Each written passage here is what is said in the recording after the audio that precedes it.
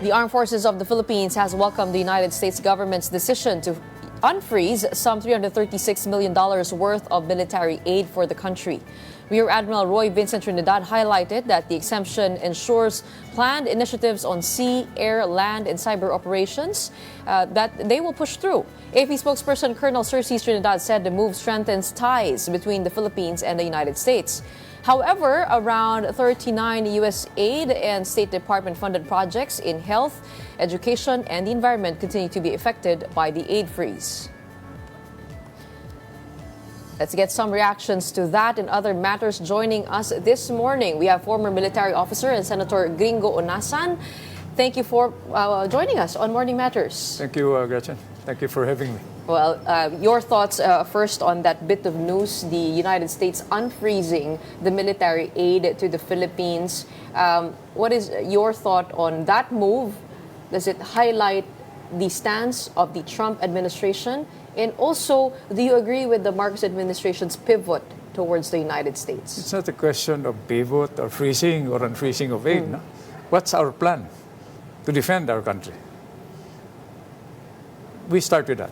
Commonwealth Act number 1, drafted almost 80 years ago by Major Dwight Eisenhower and William Ward. That's 80 years old. Is that the basis for our national security? So, to me, it doesn't matter. What I would want to think is let's prepare on our own without unnecessary expectations that are based on variables we cannot control. We're being canalized into a pro-anti stance, no? But I seldom hear pro-Filipino. What are our plans? Unity, mobilization, organization. When I'm asked, Gretchen, does the Philippines have an army to confront any external threat? I said, no, the Philippines doesn't have an army because the Philippines is an army. What do you mean by that? What I mean is the citizens must be mobilized to prepare to defend our country without relying on any temporary allies. Yes. So that means you are in favor of mandatory military training. I mean, can we afford it? Yes, it's in the law already. Yeah.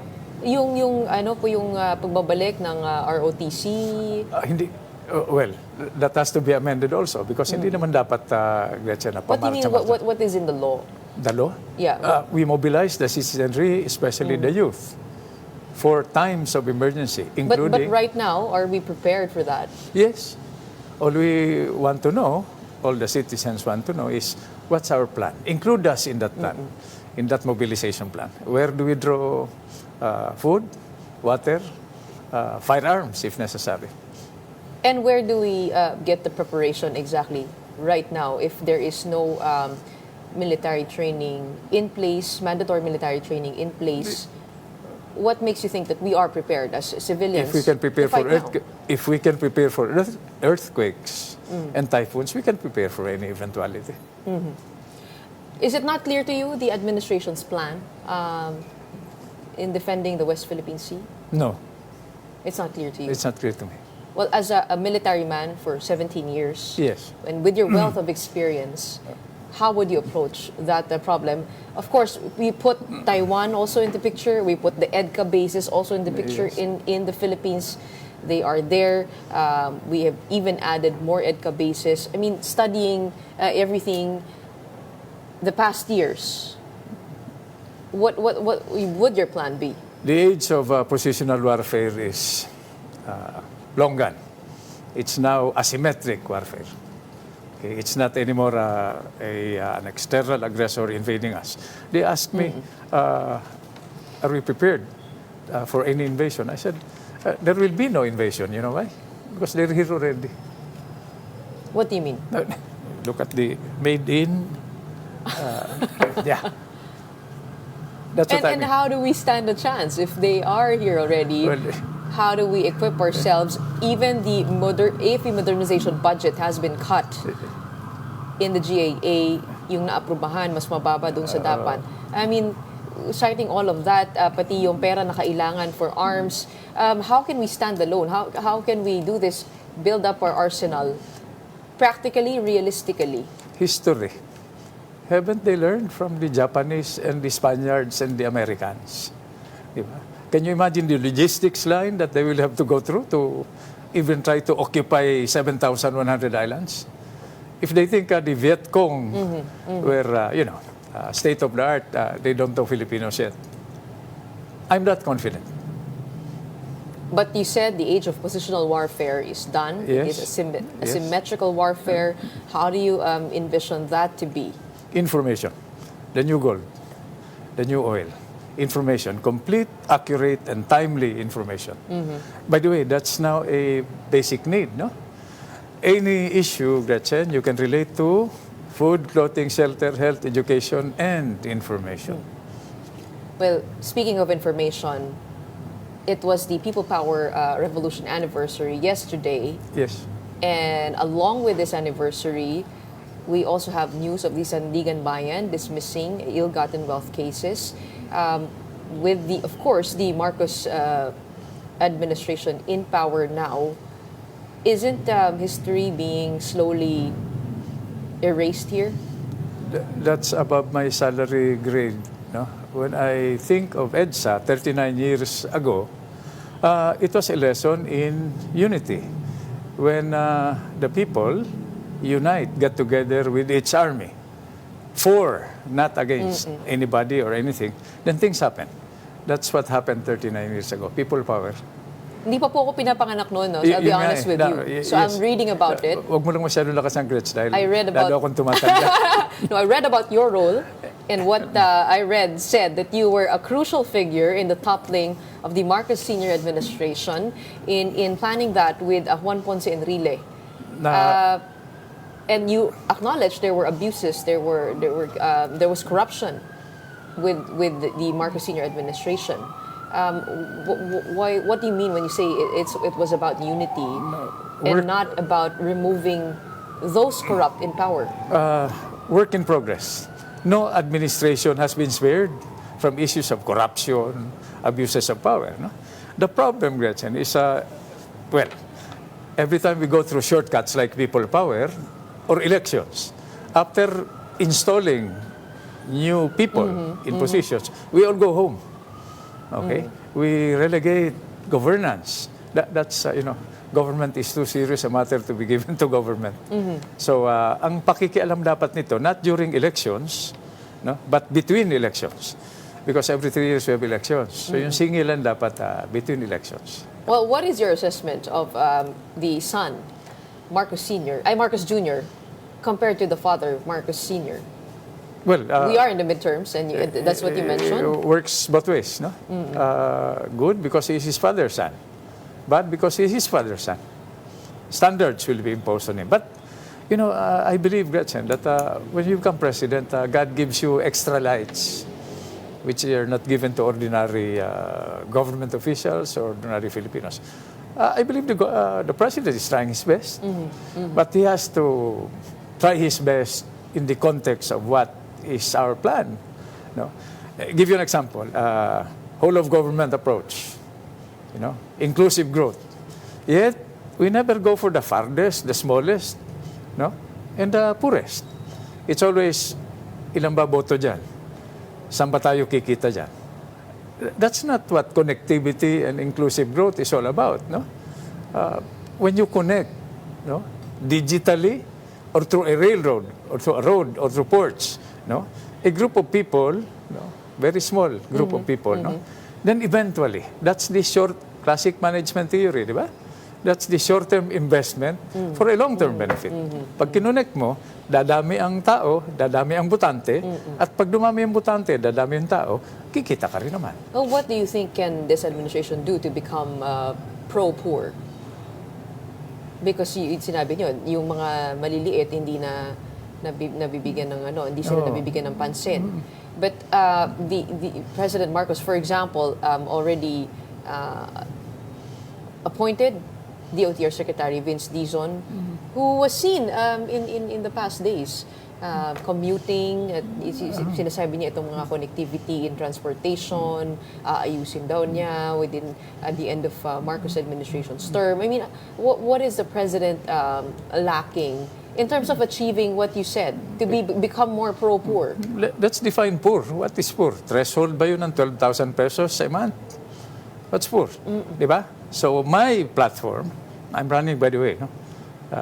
Yes, you are running again for senator? Yes, for senator, di ba? So what is my platform? Security. Seguridad ng pagkain, pabahay, pagpapagamot, edukasyon, at saka impormasyon. Di ba? So, traffic, land use. By the way, guys, I forgot. It's good I remember, no? Every 30 years, our population doubles. In 1986, nangyari yung people power, no? We're 55 million. Ngayon, 120 million na tayo. Ano ibig sabihin nun, di ba? Pag nagdoble, didoble rin ang pangailangan sa pagkain. Di ba? Pagkain, government services, mass transport. What did we do? Well, let's go first to food security, because that is a problem that yes. is very difficult to solve. I mean, everybody will say that they want food security, they want sustainability, and they want less imports, more exports, and for us to be able to supply our own food. But what is your practical, concrete solution to that words, okay? Food security. It's going to be declared as an emergency situation, correct? We have to answer first one question. Is it a supply problem or a distribution problem? If it's a supply problem, why is grain rotting in the warehouses owned by middlemen? It can be both. Okay? If we cannot feed our own people without smuggling or importing, when we taught our neighboring countries how to plant quality rice from Erie in Los Maños, what's going on? So, kailangan may plano dito. No? Hindi po ba yan naman sinasabi ng administrasyon na they're trying to solve the supply distribution problem, run after the smugglers and the hoarders? Baka masyado tayo nakikinig dun sa sinasabi. Natin tinitingnan yung ginagawa. Pabalik tayo dun sa inclusive growth. Bakit kulang yung pagkain sa ibang lugar na konti ang boto? Diba? These are basic questions that should be factored when you begin planning for serious development. You, in 2022, you ran under the UNITEAM slate. And, yes. And you mentioned that unity is essential in all issues, yes, including housing, including whatever problem, solving poverty. What is your what are your thoughts now on what's happening with the Dutertes and the Marcoses? Well, you're being very kind, Gretchen. So, they were asking, ano ginagawa ni Honasan sa UNITEAM ni Marcos? Diba? By the way, I did not apply for the UNITEAM. I was asked to join the UNITEAM. So sabi ko, bakit? Ano ba ang platform natin? Unity. Sabi ko, okay yun. Unity. Okay?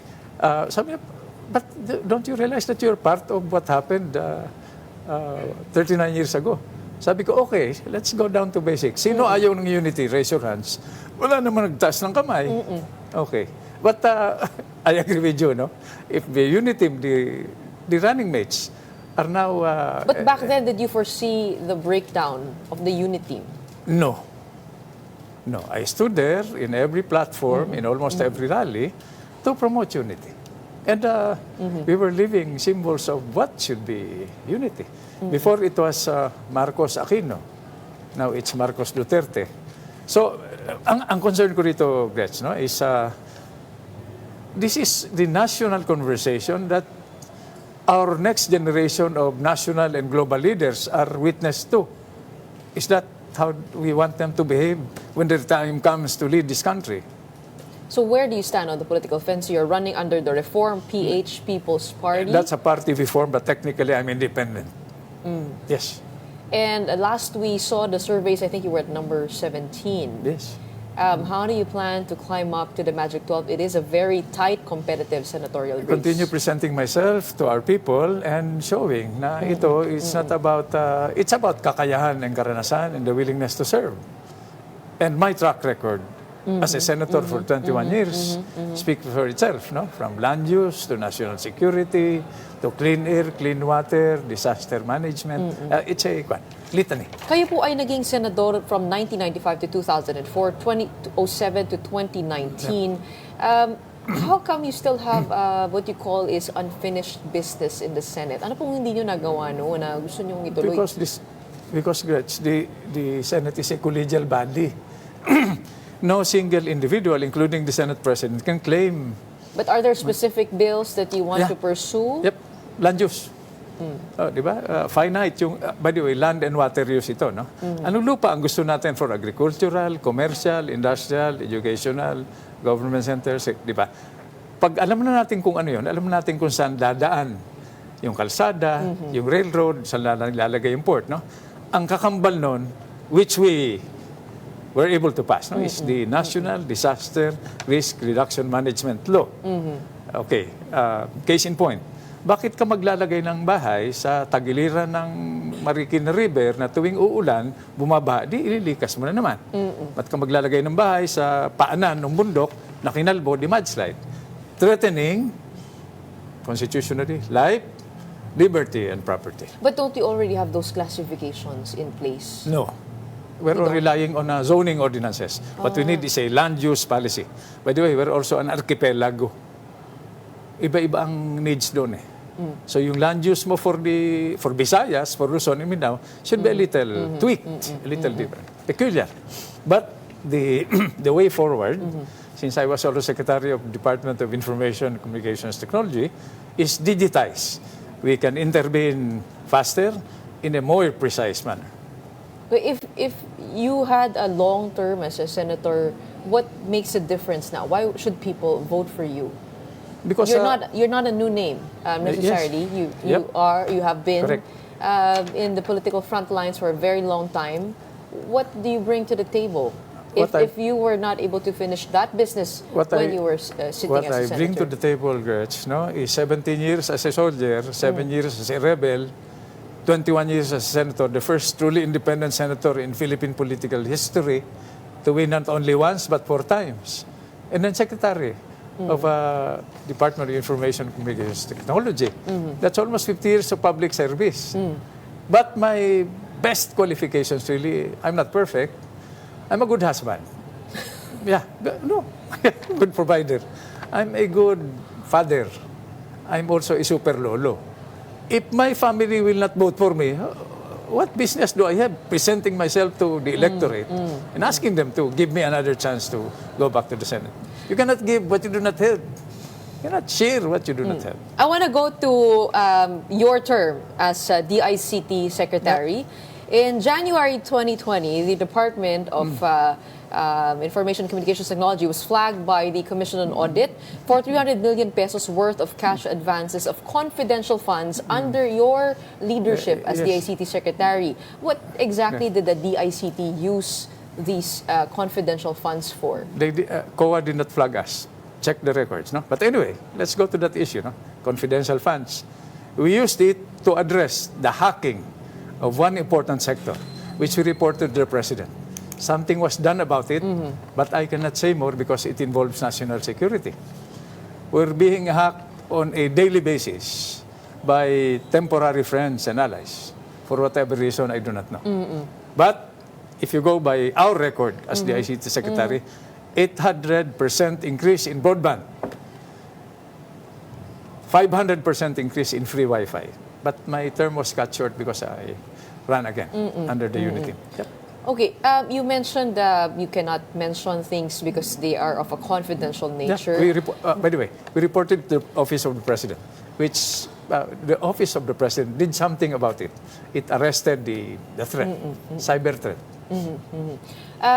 I'm just curious to know what was on your mind while the hearings on the Vice President's use of the confidential funds was ongoing, and they could not explain Mary Grace Piatos na bigyan ng pondo, na bigyan ng confidential funds dun sa parang resibo o AR, yung ibang paulit-ulit na mga pangalan at yung mga signature na parang pare-pareho. I mean, sabi nila, hindi nga namin pwedeng i-reveal ito kasi confidential in nature. Pero hindi ba, kahit pa paano, where do you drum up a Mary Grace Piatos? It was not even in the PSA. Let's forgive malay ko naman dyan. Di naman ako korte, di ba? Oo. Okay. Padaanin lang sa due process based on evidence. Pero kung impeachment na pag-usapan, that's a political process. Na-impeach na, di ba? Hindi po muna yun. Yung VP's use of confidential funds, the office's use of confidential funds. Bakit tinawag na confidential? funds, di ba? It's subjected to special auditing and accounting procedures. Sealed envelope yan. No? And there was a notice of disallowance from the Commission on Audit. I cannot pass judgment on that, no? But let it go through the process. Yun lang, si Presidente, pinag-usapan natin yung sinabi. Okay? Sabi ng Presidente, impeachment is a waste of time. It will drain our resources. In the middle of elections. Di ba? Dapat ang usapin dito, ano ba plataforma at programa ng mga humaharap na kandidato, di ba? But going back to confidential funds, Yep. if we always dismiss it as this is confidential, hindi pwede ganito. Hindi ba prone din yun to abuse? Malay ba natin kung sino nakatanggap ng pera na yun? Ganun lang kadali. At I think there were questions on the disbursing officer also. The works. Yes. Kaya inimbento yung COA Trabaho nila to. Yun lang.